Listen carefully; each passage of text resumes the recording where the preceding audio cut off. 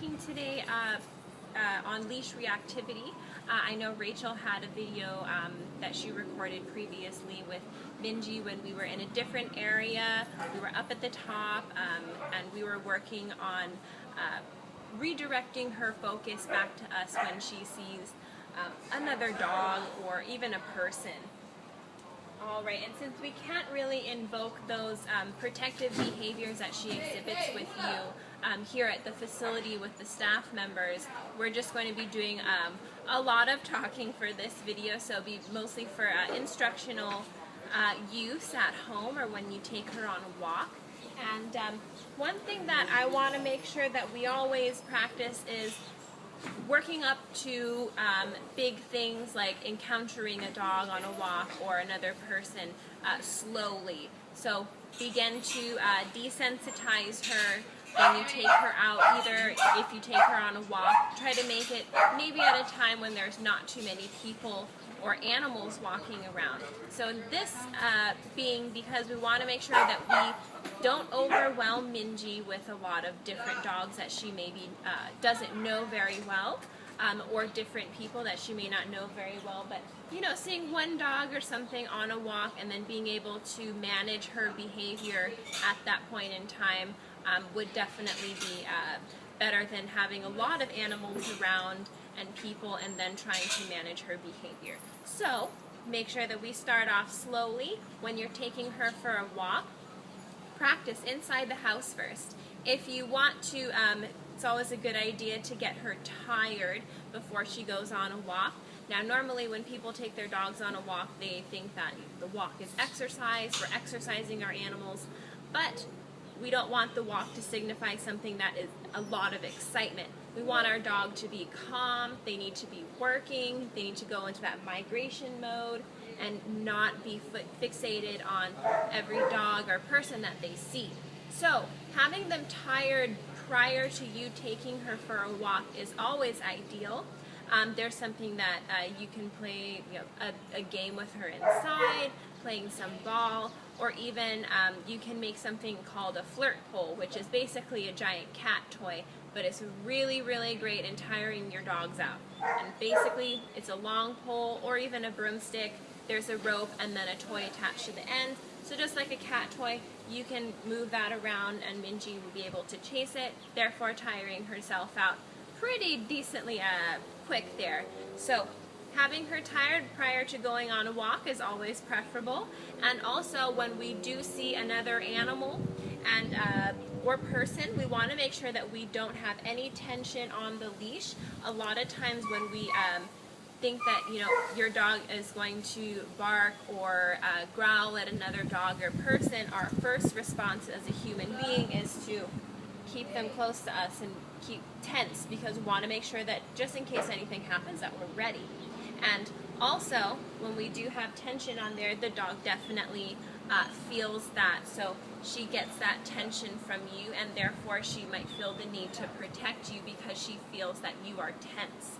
So a lot of the communication will be done through the leash when we do have her on a walk and maybe she is walking nicely, she's not being reactive. If she, maybe she sees a dog or something and she does decide to ignore that dog, that's perfect. We want to make sure that we have a loose leash on her at all times. And whenever we need to correct or anything like that, we want to avoid pulling back on the leash. And especially since she has the halty harness or easy walk harness, don't know what it's called anymore, but we have a lot of dogs that do use it. And because we have that on her face, we don't want to pull back very hard. It's going to jerk her whole head back. So, Minji, want to make sure also that we do have some high value treats on us, meaning that what we have in our pocket or pouch is of higher value than, let's say, the distraction of another dog or person around. So having those in your pocket, whether it be hot dogs or some steak or something, or something that, you know, she's really, really excited over, she doesn't get all the time, that would be the time to use it. So she would have no choice. Her nose is going to be way too powerful. She's going to want those high value treats and deem them better than the distraction of a dog. Minji. Alright, so when we do encounter a dog on our walk, remember, we're not going to have any tension. If you feel that Minji does notice the dog, maybe her ears perk up a little bit, her eyes, get fixated on the dog, she kind of gets a little more stiff, we want to either redirect her attention to us, but instead of pulling or asking her to sit or something like that, we can merely turn and walk in the opposite direction. Hey! Good girl. Sit. Good sit. Good sit. Alright. So when we do have the dog there that we would feel that is intimidating Minji, or maybe Minji just doesn't like the dog, she gets a little bit nervous, we want to also avoid talking to her and petting her in a rewarding kind of way. So by doing this, if you notice that she gets very tense, it's human nature to comfort and to console. So what we want to do is actually completely avoid that. So what we're doing when we're consoling the dog is rewarding them for whatever behavior that they may be exhibiting at that point in time. So if she has her stance going on, she starts barking or something, remember to avoid, Minji, it's okay, it's okay, it's okay. This is affection to her, so she would be rewarded for barking at the dog. So we want to make sure we avoid touching her in an affectionate way. And also, when a dog does get very, very close to you, maybe she sits on your knees or your feet or something like that, she wants to be very close and touch you all the time, that might be a sign that she's going to be protective of you. So you want to make sure that you give her some space.